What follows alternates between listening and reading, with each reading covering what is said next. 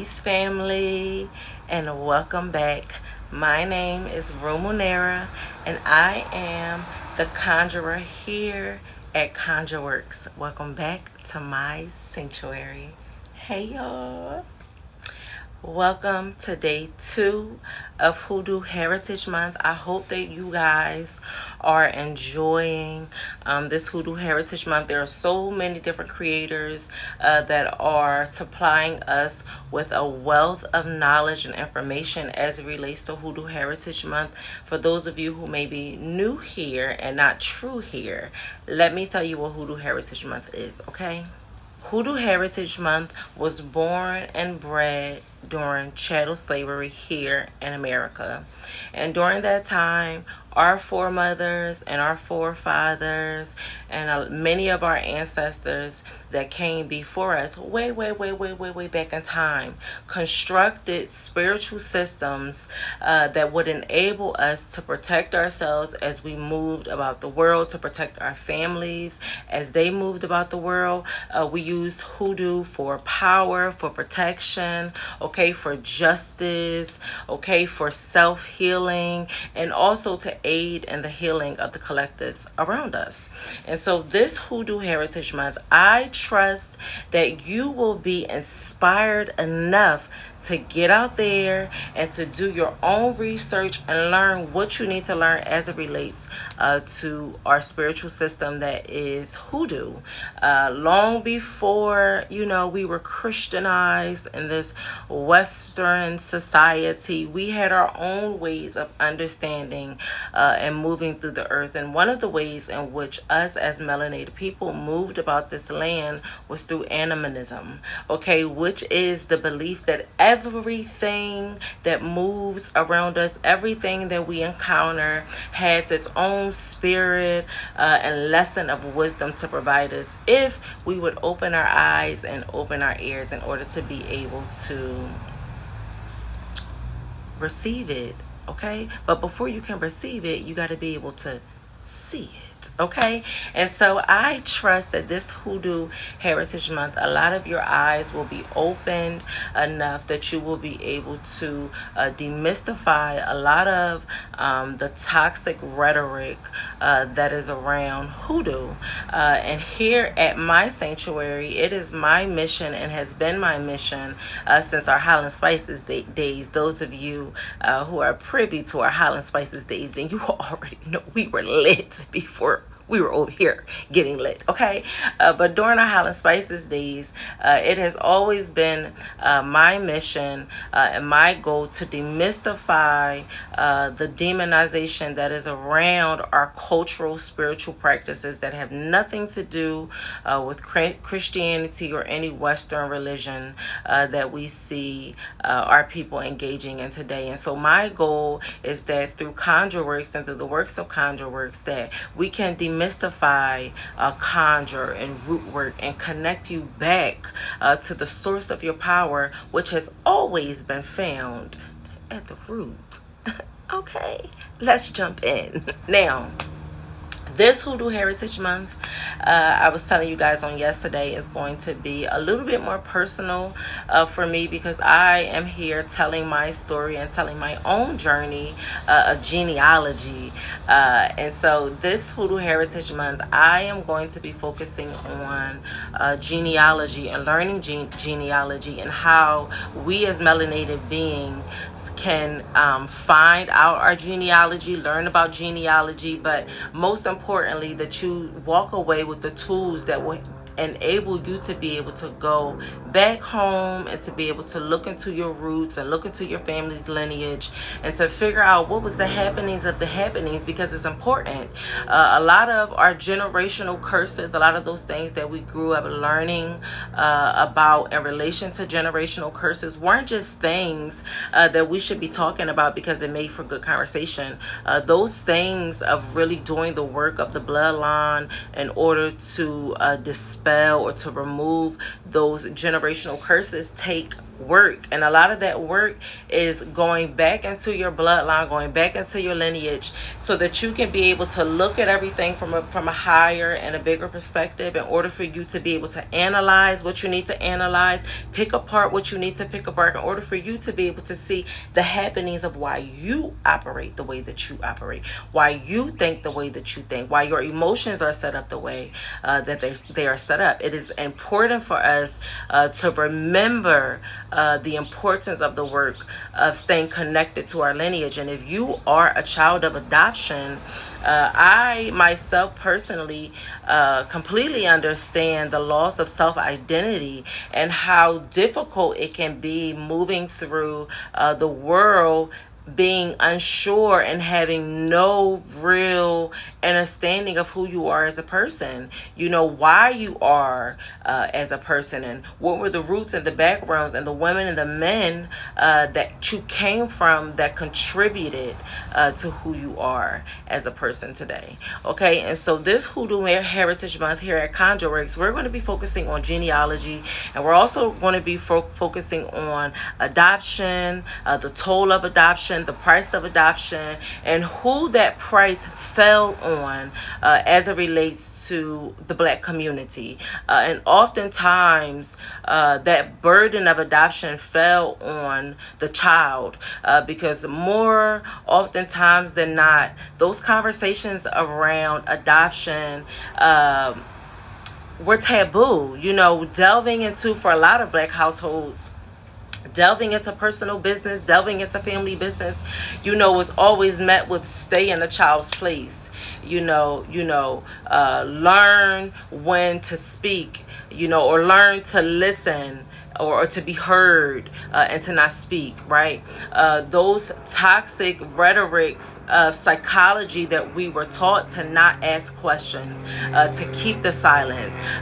What goes on in this house stays in this house. And when parental figures take on the embodiment of, I am the adult and you are the child, and therefore as the adult I dictate what it is that you have the right to know, becomes very muddied, because there is a core truth that gets lost in the midst of everybody wanting to sweep things under the rug. There is a loss of identity that is happening with the child, and also at the same time there is a forcing of a new identity, and then a charge to not question that identity. And for me, when I begin to really study the lineage of the Black community as it relates to our ancestral and indigenous roots here in the Americas,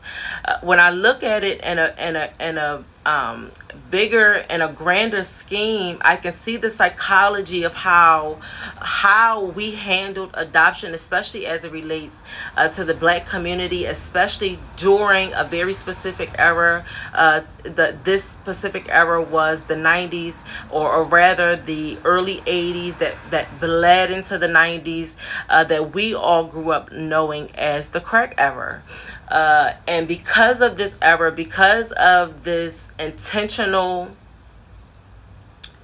poison that was flooded into our families, there is at least 10 or 11 generations of children and people, human beings, that was really lost to this poison and lost to the streets. And how we handled that was to not ask questions, to do what was in the best interest of the children, and to keep going in order to survive, in a sense, whether it was on the part of the parents that were addicted, or whether it was on the part of the people who picked up the slack because of the addiction of the parents. And so this Hoodoo Heritage Month, we are going to be delving into the consequences of adoption, whether it be the beautiful and the wonderful consequences of it, or whether it is the tricky and just deplorable things that came out of the act of adoption. And so I trust that you will stick with me. I thank you for joining me again here at the sanctuary, and we are going to jump in. Happy Hoodoo Heritage Month Day 2. Because you have two parents, and each of those parents has two parents, and so on, your ancestors, parents, grandparents, great-grandparents, and on, should add up pretty fast. In fact, by the time you get just 37 generations back, you would have 137 billion ancestors just in that 37th generation alone. That's more than the 117 billion or so people that have ever lived on Earth, which is impossible. So you must have a lot fewer ancestors than you might think. Hi, I'm Cameron, and this is Minute Earth. To make sense of this, let's say, for example, that I don't know, your parents are first cousins. I know, bear with me for a second. That would mean that two of your grandparents are siblings. And since siblings have the same parents, and therefore the same ancestry, a bunch of these ancestors are duplicates. We can really just count them once. Going back to our 37 generations thing, that's more than 34 billion ancestors we would no longer be counting. That might sound like an extreme example, but more distant relationships, like fourth cousins, which we don't even consider to be that closely related, still hollow out your pyramid. So far, we've been defining your ancestors as everyone you're descended from. If instead we think about an ancestor as someone that actually passed genes onto you, that number is much, much smaller. I know that sounds paradoxical. I mean, you had to get all of your genes from somewhere, so of course they came from your ancestors, but they didn't come from all of your ancestors. Imagine that instead of passing along their genes, people passed along different kinds of candy. To inherit your genome, you close your eyes and you draw an equal number of candies from your mom's bowl and your dad's bowl, each of which contain a mix of everything they got from their ancestors. There are going to be a lot of candies that you don't get. These represent genes that you don't inherit. This is obviously an oversimplification, but I hope you get the idea. You can see how very quickly you might by chance receive fewer or no genes from some ancestors because you received extra from another. Over time, this process means that most of your distant ancestors didn't pass on any DNA to you. If you do the math, which is complicated, you only have a 50% chance of having inherited any DNA at all from a randomly selected ancestor 10 generations back, and a 3% chance of inheriting anything from an ancestor 15 generations back. The majority of your ancestors farther back than that almost certainly didn't pass along any DNA to you. The DNA you did inherit came from only a very small slice of the pyramid of all of your supposed ancestors. So your family tree might be smaller than you think, and your gene pool is even smaller. It's a very methodical process. Genealogy starts with yourself, and it goes backward one generation at a time. Mm-hmm. So you really start by writing down what you know about the family, okay? Because you probably hadn't written it down before. Mm-hmm. Then you identify all your living relatives and interview all the living relatives because they have stories in their head that are not on the internet, and a lot of clues, a lot of nicknames, a lot of given names, a lot of maiden names, and all those different kinds of things, and events that happen. So you need to interview all your relatives. Then you need to go through what I call the family archives. Mm-hmm. Those things like the family Bible, the funeral programs, obituaries, discharge certificates, those things lying around the house that you didn't realize, those are very important for genealogy. Mm-hmm. Once you do that, then you go to the family cemetery if it's located in the area where you live. If it's out of town, then you probably have to wait till you go out of town to visit that. But if they're in town, and you might have the older relatives that were born in the South, but migrated to the North, and so they're buried in the North. And so you go to their cemeteries, you get that information, you go to the funeral home, get that information. From there, you can get death certificates. When you get a death certificate, that lists their parents' names on there, right, and it takes you back another generation. Yeah. But it gives you all this other bonus information like Social Security information, military information, next of kin, those kinds of things. Yeah. From the death certificates, you can get birth certificates and marriage licenses. From there, that'll give you enough information to go to the census and start researching the census. So that will take you back quite a ways. Yeah. And then you learn about all the other records that exist. And eventually you'll have to get off of the internet and, like you think, go down to Natchez or even go to a public library. Like the Detroit Public Library is one of the best in the country. Mm-hmm. They have a lot of information for all around the country. So you go to a good genealogy library, kind of exhaust those resources, and then you go on location. So you need to do that like step by step. We will see large numbers of poor people, and specifically blacks, going to jail and to prison, and they will not have a chance In the early 1980s, the nation's slogan was clear. Just say no. Crack now has spread to almost every American city.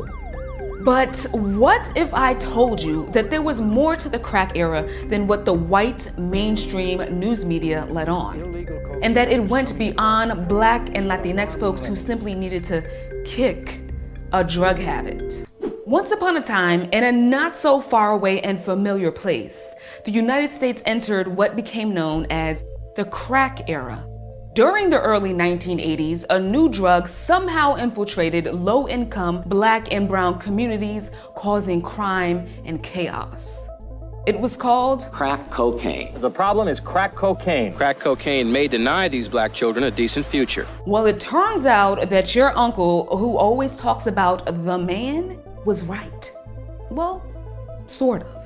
While crack did absolutely ravage some Black and brown communities, it wasn't that simple. The United States government and agents of the state were corrupt and had a hand in creating this dark time in America's history.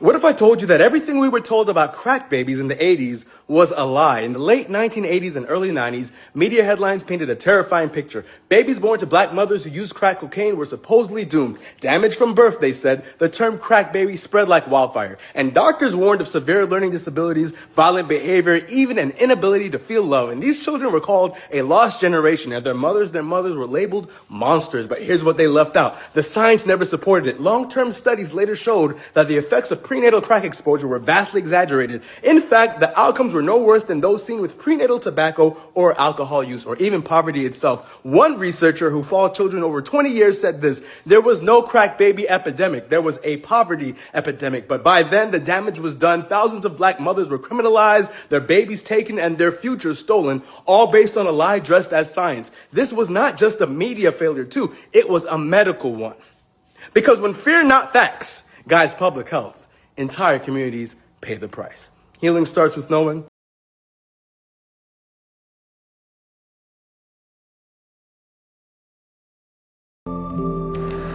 When they first brought her to my bed, and I just totally fell in love with her.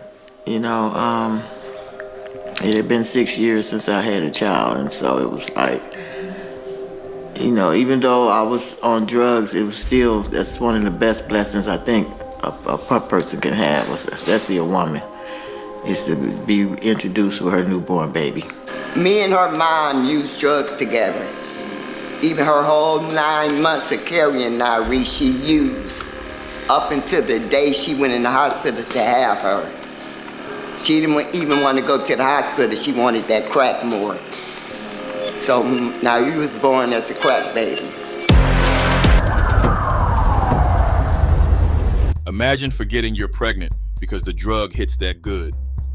Crack was America's secret weapon, destroying lives, tearing apart families, and conveniently blamed on those it targeted most. We're unpacking the brutal truths hidden behind the crack epidemic. Cocaine was my best friend. It didn't answer me back, it didn't give me a hard time, it didn't argue with me, and it was there if I needed it. He had $400 worth of crack on him, and here I am, a pregnant woman with no man around, an empty apartment. He and I spent the whole evening and the next morning smoking. After I took that first hit, I forgot that I was pregnant. Miss Stewart told investigators that on Thursday morning at about 11 a.m., while in the bathroom, she gave birth to a baby boy. She left the kicking and squealing infant on the bathroom floor and went into her bedroom to continue freebasing. At about 3 p.m. on Thursday, Miss Stewart said that she went to the bathroom again and delivered a second child, which she thought was stillborn. Second infant was left in the toilet. Both infants were dead. The children were twin boys. If I had to live February 11th over again, I'd rather it been me than my boys. Our relationship was not the greatest, okay? So outside of me and my twin sister, I also grew up in a household with two other sisters, two older sisters, and an older brother. Okay, again, I do not remember much of my childhood outside of me being the constant butt of the joke, or just I was a very sensitive child, and so I think that it made me being a super sensitive child made it very difficult for people to know how to connect with me or to want to connect with me. I think that me as a child and me being so sensitive to everything and just being emotional, I think it was more of an annoyance to the people that I grew up with versus them taking the time to really understand, who this sensitive child is. Why is she so sensitive? What are all these big emotions that she's feeling?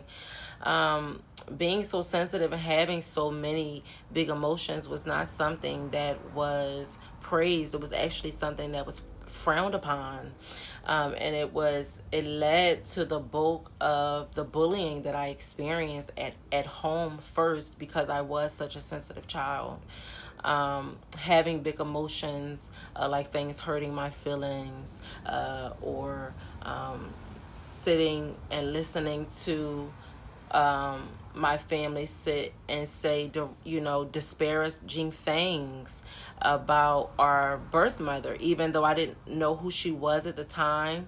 I can remember being really affected by the things that were being said, and nobody ever taking the time to say, well, Maya, let me help you understand why you're feeling such these big emotions. Let me help you understand what it is that you are feeling.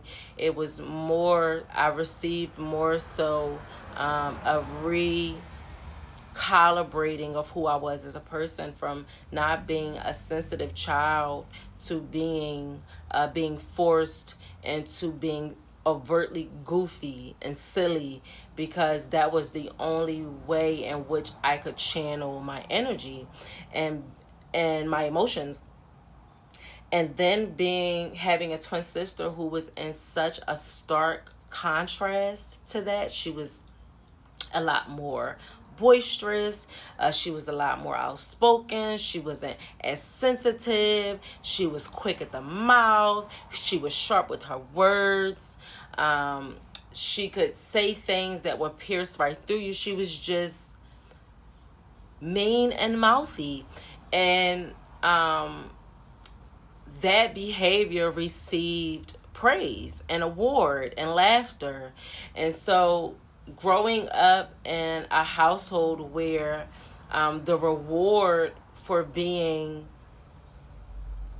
mean and bossy and nasty as a child in relation to being sensitive made growing up as a easily moved child made it extremely difficult.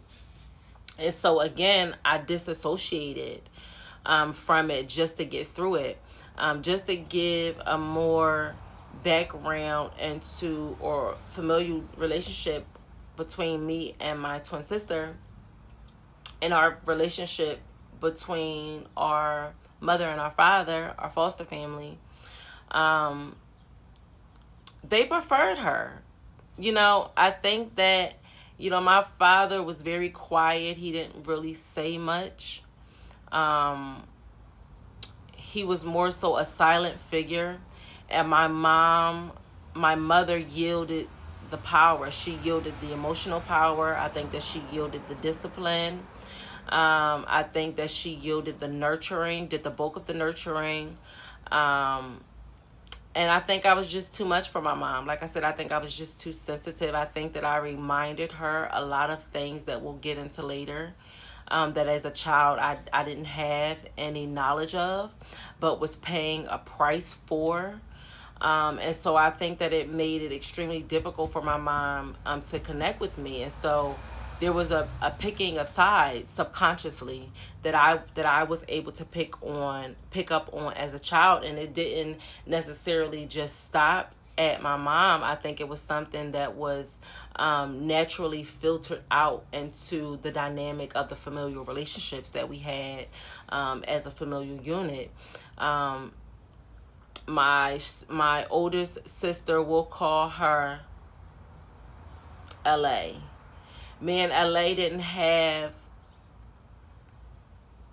the greatest of relationships. I don't remember talking to her a lot. I know that her and my twin sister were very close growing up. I remember when LA had given birth to her first son, her and my twin sister were extremely close, and I remember her having my twin sister in the room with her when she gave birth, and just not really thinking much of it at the time. But now as I reflect and go back in time, I think it just shows me how disconnected the people around me were to me, and stark contrast to everybody wanting my twin sister to be around or to be in relationship with her, to be in play or in conversation. Like, there was a preference, and I was not that preference. And I think growing up in the familial dynamic that I did made it extremely difficult for me to know how to show up in the world, because how I was showing up at home, I was learning, was not correct. It was unattractive. It was off-putting. I needed to show up stronger and show up less sensitive, but I don't know how to do that. And the only way that you're giving me to do that is to be mean and to be nasty. And that wasn't my personality as a child. And so I think I paid the price of sensitivity and of being a sensitive child. And so growing up in this dynamic, there was an obvious preference between me and my twin sister. And I feel because of that, we were raised differently. And I'm trying to sit here, guys, as I am going through this and just remembering things and trying to remember things as a child, and it really is extremely difficult. And so let's fast forward. Those are our formative years, and there were so many other things that happened that will come up as we go throughout the month, that'll fit better at different time stamps throughout the month. And so from this point, we're going to fast forward to the first introductions of our biological mother. So the first inklings of my biological mother was at, I want to say, maybe around 7 or 8. And around 7 or 8, I can remember always seeing this woman who would come to the house all the time. And she was always so beautiful. She was always so well put together. She always seemed happy. She was super feminine. She was just super beautiful. And every time we would see this woman, my mom and my dad and this woman would always retreat upstairs. And whenever the lady was leaving and they were retreating, coming back downstairs, she was always leaving in tears. And so one particular day, me and my twin sister are sitting in our bedroom on the floor, and we're playing with our Barbie dolls. And this beautiful lady that we're always seeing comes into our room. She bends down in front of us, and she looks at us and she asks, "Do you guys know who I am?" And me and my twin sister, we look at each other and we're like, no, because truly we didn't know. And this beautiful lady looks at me and my twin sister. She gets really close and she says, "I'm your mother." Your mother? I'm your mother. Now, many of you may be asking, your mother? She was our mother. Our mother. Yes. And at that time, I don't even think we really even understood what this beautiful lady that was in front of us was saying. And honestly, it never came back up again until maybe around 12 or 13. And around 12 and 13 was the moments that we began hearing the first whispers of who this beautiful lady was that we kept seeing coming and going from the house, being beautiful and radiant coming in, but always crying leaving. We would come to learn who this lady was and what addiction separated her from her twins. But was it just her twins whose ties were severed from her? You guys will have to stick with me the rest of Hoodoo Heritage Month to find out, because we're going to go into it. I want to thank you guys for joining me on day 2 of Hoodoo Heritage Month. Today, we delved a little bit into the earlier memories of who I am as Tamaya Arroyo Magruder. A little bit of my formative years, the bit of that I can actually remember. And we got into a little bit of addiction and the war that took place during the early 80s of our people like that. And we learned a little bit about who pays the debt, or who paid the debt, or who may still be paying the debt. And so if this story sounds anything like your story, or maybe this story encourages you to tell your story, baby, push, get out there, jump and go tell it. Okay? If this story inspires you to tell your story, or maybe it brings up a memory or long lost memory that you may have forgotten, or maybe our stories already sound similar and you've been looking for a reason and a way to begin telling it and to getting this weight off your shoulders, feel free to drop down in the comments section and let's get the conversation going. And until next time, which is tomorrow, day 3, we're going to leave the piping tea right here. And when we come back tomorrow, we're going to have our preservation tea brew. You guys can find this tea brew and so much more on October the 23rd or the 25th here in Glendale, Arizona at the Glendale Civic Center for the most magical market on the land, the Witch Crafted Market. You can find me and all of my spiritual and medicinal tools on the 25th. So make sure that you guys go over to Witch Crafted here on Instagram and grab your tickets. They're only $5, and that $5 is going to give you a host of the most magical beings that you may be able to find here in Arizona. Okay, so until next time, guys, I will see you on tomorrow for day 3 and for the rest of the tea. But I hope that this year's Hoodoo Heritage Month is encouraging you to go back and to dig into your roots and to discover what secrets or mysteries or sorcery and magic may be waiting for you as well, because I promise you there's magic and history and herstory that is worth knowing in each and every one of our journeys. And I just hope that me doing my own work will inspire and encourage you to do yours. And if in no other month, that day and that work will be beneficial, Hoodoo Heritage Month is the perfect time to start.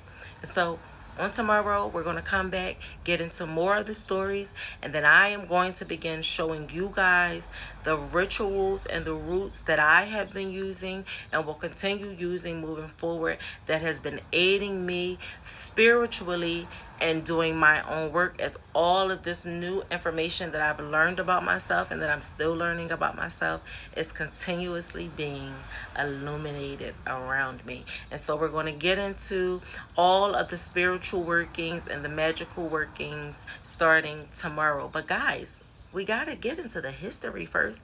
It can't always be root work.